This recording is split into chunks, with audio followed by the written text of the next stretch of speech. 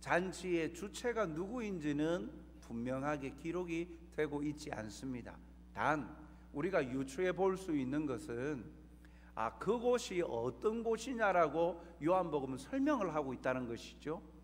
오늘 본문에 보니까 나사로가 죽었다가 살아난 나사로가 있는 곳이다 라고 이야기하는 것을 볼 때 아마도 나사로가 죽었다가 살아난 것에 대한 감사함으로 예수님을 초대하여서 벌였던 잔치가 아닐까라고 추측은 해볼 수 있으나 그러나 분명하게 말하고 있지 않습니다. 그러나 분명한 사실은 예수님을 위하여 잔치가 벌여졌다라는 것입니다.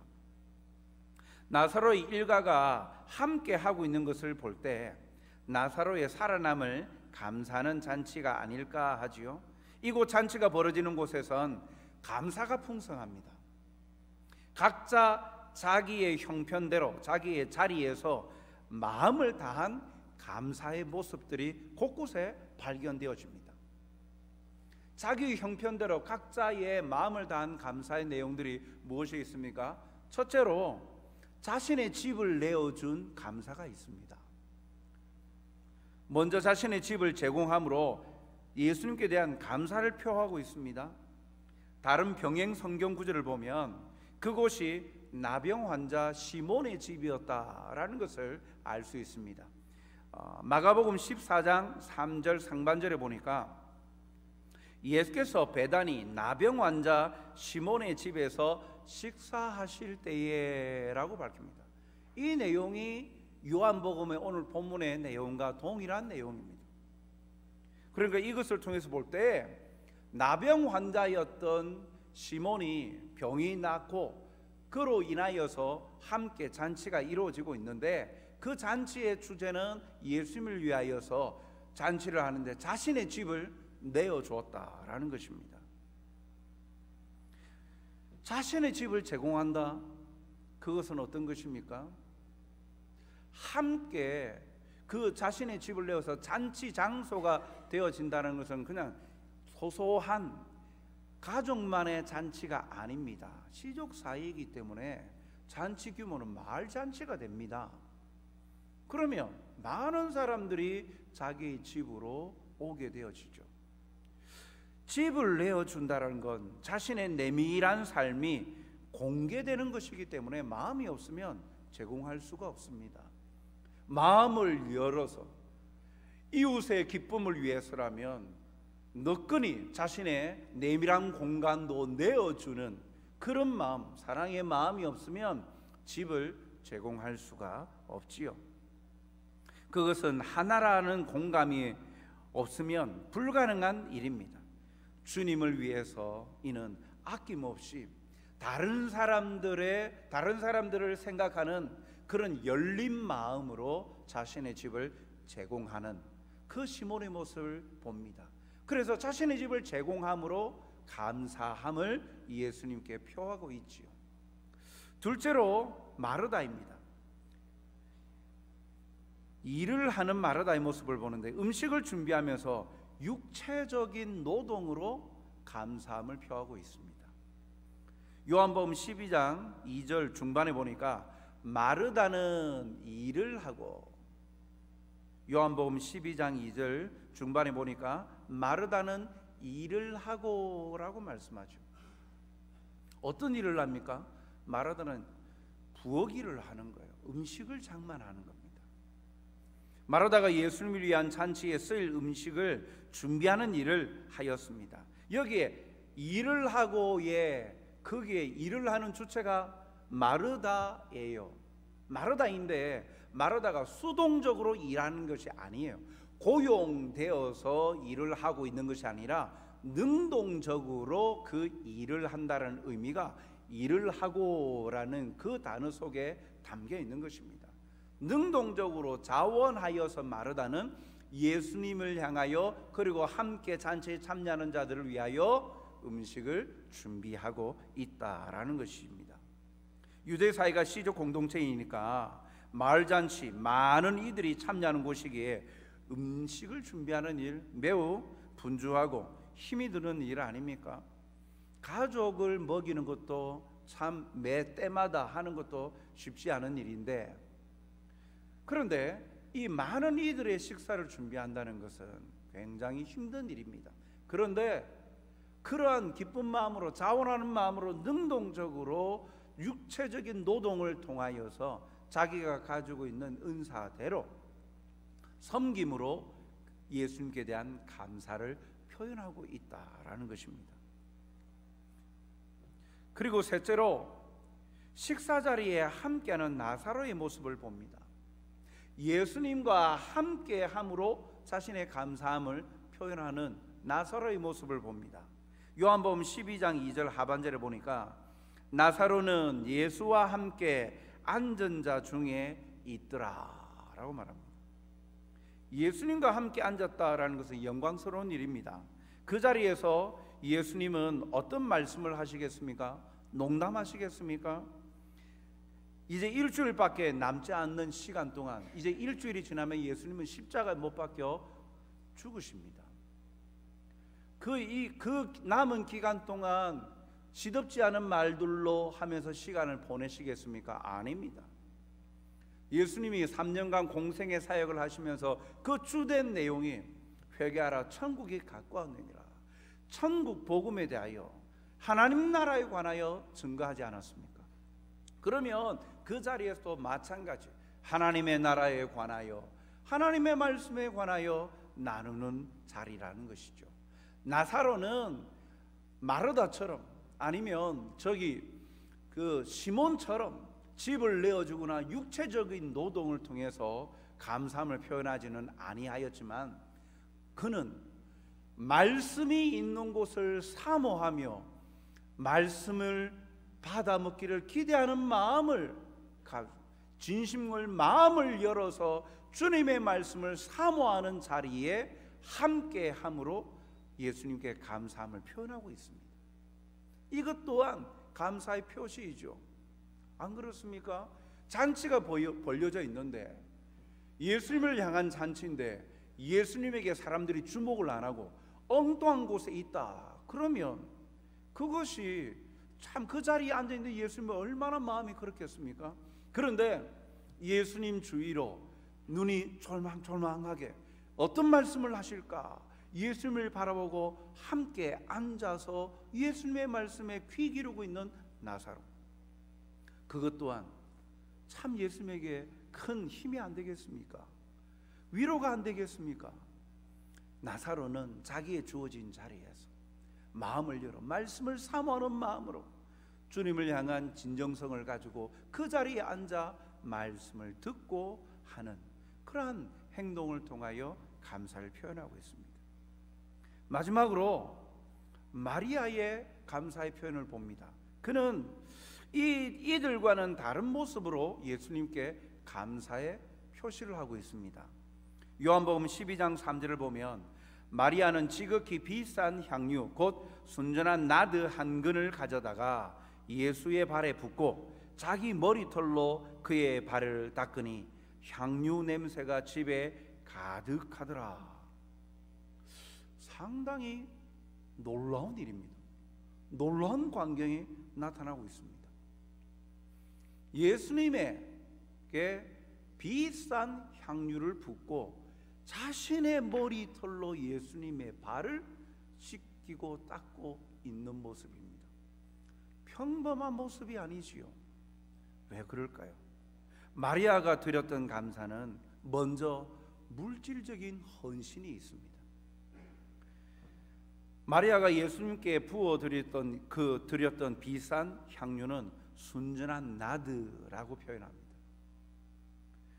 여기 이 나드는 인도 히말라야 지역에서 자생하는 나무 뿌리에서 얻는 그 감송 향유를 말합니다. 비싸죠. 나중에 제자들이 가룟 유다가 하는 말을 보면 이 나드 한 근이 보통 이제 성경적인 도량형으로 보면 대략 한 340g 정도 됩니다. 그런데 이것이 가치가 얼마나 되느냐? 300데나리온 이상이 된다. 1데나리온이 노동자가 하루 품삯입니다. 노동자의 하루 품삯이죠. 그럼 300일이니까 1년치예요. 노동자의 1년치에 육박하는 금액의 비싼 향유를 옥합에다 담아서, 그 옥합도 어떠한 종류냐면 다른 성경을 통해서 보면 거기에 담겨 있는 옥합, 여기는 오늘 본문에는 나드 한 근이라고 나와 있지만 다른 병행 구절을 보면 옥합이라고 표현하고 있습니다. 그 옥합을 깨뜨렸다 그랬는데, 그 옥합은 석회질의 성질을 띤 부드러운 대리석으로 만들어진 병이기 때문에 향유 옥합이 매우 비싸고 희귀해서 귀족들에게 선물용으로 사용되었던 것이죠. 그것을 깨뜨렸다. 물질적인 헌신이 있는 감사였습니다. 또 마리아가 드렸던 감사는 사람의 눈을 개의치 않는 사랑의 헌신이었습니다. 마리아는 자신의 머리털로 예수님의 발을 씻겼습니다. 유대에서 여자가 머리를 풀어서 해치는 것 수치로 여겼던 당시입니다. 그런데도 이에 전혀 개의치 아니하고 자기 머리털로 예수님의 발을 닦기 시작했어요. 이것은 예수님을 향한 뜨거운 존경심과 넘치는 사랑에 대한 표현입니다. 자기의 머리가 예수님의 발에 엎드려진다, 복종 선언이죠. 거기에다가 머리털로 발을 씻긴다는 건 복종과 더불어서 존경과 존중과 사랑의 극대한 표현입니다. 마리아는 예수님을 향한 이 감사의 마음을 자신의 물질적인 헌신과 온 마음을 다 바친 사랑의 헌신으로, 다른 사람들의 눈을 개의치 아니하고 사랑의 헌신으로 드리고 있는 것이죠. 사랑하는 성도 여러분, 예수님을 향한 감사의 마음을 표시하는 방식에 있어서 다양한 모습으로 표현하고 있는 것을 우리는 살펴보았습니다. 어떤 모습이 옳다, 어떤 모습이 맞다, 이것을 말하는 것이 아닙니다. 그러나 모두가 공통되는 것은 말로만 감사하지 아니하고 가지고 있는 것을 드림으로 자신의 형편에 맞게, 그리고 또한 자신이 드릴 수 있는 것을 가지고 하나님 앞에, 예수님께 감사를 드리고 있다라는 것입니다.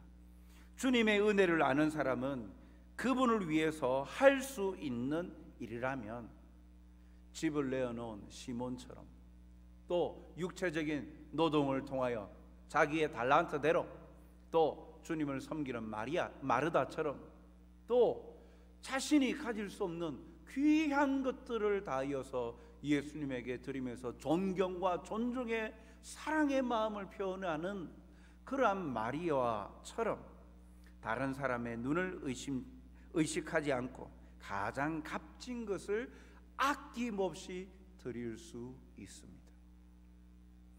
옥합 깨뜨리기를 주저하였다, 머리털로 예수님의 발을 씻기는 걸 주저하였다, 그런 표현이 없습니다. 모든 것이 즉시 이루어져가는 시상들을 보고 있어요. 오늘 우리는 이 모습을 통해 어떻게 주님께 감사를 표할까 우리에게 다시금 생각하게 합니다. 중심을 다하는 감사가 우리에게 베푸신 은혜에 대한 보답입니다. 나는 이것을 드렸으니까, 나에 비해서 너는 적으니까 넌 감사가 아니야, 그것이 아니죠. 다른 사람의 눈을 의식하는, 그렇게 하여서 드리는 감사가 아니라 자기 형편대로, 자기에게 주신 은혜대로, 자기의 마음에 표현하는 대로 하나님 앞에 모든 것을, 귀한 것을 아낌없이 드리는 감사, 그 감사를 하나님이 더욱 기뻐하시며 그 감사를 하나님이 원하신다라는 것을 우리에게 가르쳐 주십니다.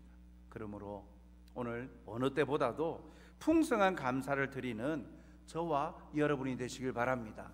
우리의 건강이든 우리의 물질이든 우리의 가진 모든 것 중에 귀한 것으로 아낌없이 주저하지 않고 드리는 감사가 풍성한 추수감사절이 되기를 간절히 소원합니다.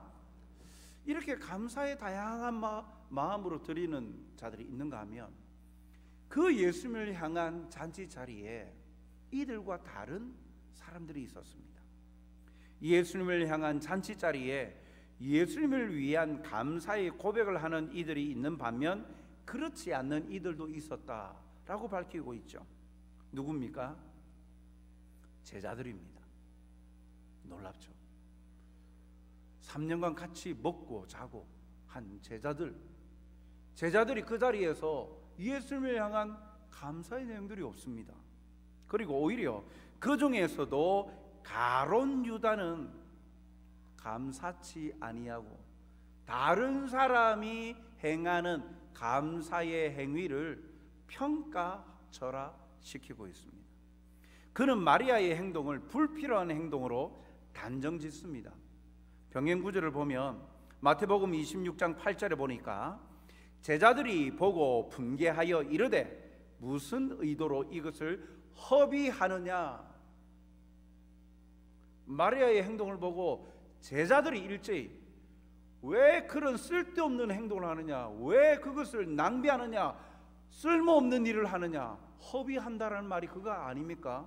쓸모없는 일에 쏟아붓는 걸 허비하다, 소비하다 하는 것 아닙니까? 누가요? 제자들이요. 그들 제자들 중에 누가요? 오늘 본문에 보니까 요한복음 12장 4절에 제자 중 하나로서 예수를 잡아 줄 가롯 유다가 말하되. 다른 성경에서 제자들이 공히 함께 왜 그런 것을 허비하느냐라고 이야기하는데 그 중에 대표적으로 오늘 본문을 보면 가룟 유다가 앞장섰다라는 거예요. 가룟 유다가 말하면서 차라리 가난한 사람들을 위해서 그것을 구제하면 되지 않겠느냐. 300데나리온 이상이 간다. 그것을 팔았으면, 그 돈을 오히려 바쳤으면 그 돈으로 많은 사람들이, 많은 가난한 사람들이 먹고 즐길 수 있지 않겠느냐, 먹을 수 있지 않겠느냐, 구제할 수 있지 않겠느냐 하지요. 일면은 맞는 말입니다. 그러나 그의 말은 틀렸습니다. 왜요? 그 다음 말씀들을 보면 그것을 보여줍니다. 그 말을 하는 가룟 유다의 중심은 가난한 자들을 향한 마음에서 나온 것이 아닙니다. 그를 설명하기를 뭐라고 말합니까? 도둑이라. 요한복음 12장 6절 이렇게 말함은 가난한 자들을 생각함이 아니요 그는 도둑이라. 돈괴를 막고 거기 넣는 것을 훔쳐가미로라. 상습법입니다.